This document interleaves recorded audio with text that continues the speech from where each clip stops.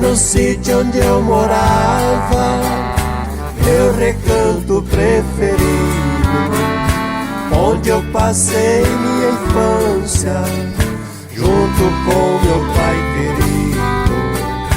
Em nossa humilde casa, a solidão se alojou, ficou no canto da sala a viola que o pai tocava, nela ninguém mais tocou.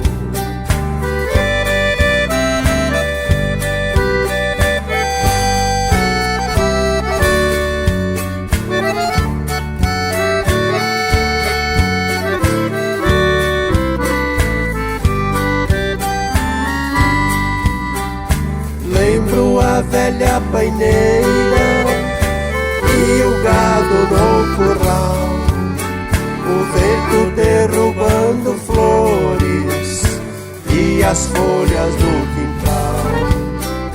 Viajei no pensamento pra rever o meu passado, nessa estrada em minha mente, onde eu voltei novamente a minha vida com gado.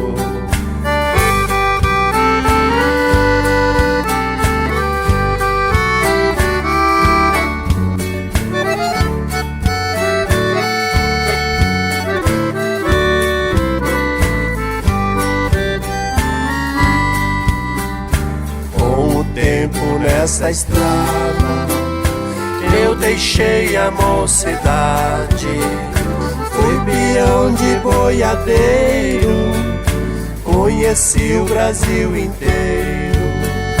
Tenho orgulho e vaidade quando o pensamento voa, indo em busca de um passado. Os meus olhos também choram, lembro como fosse agora, quase morro de saudade.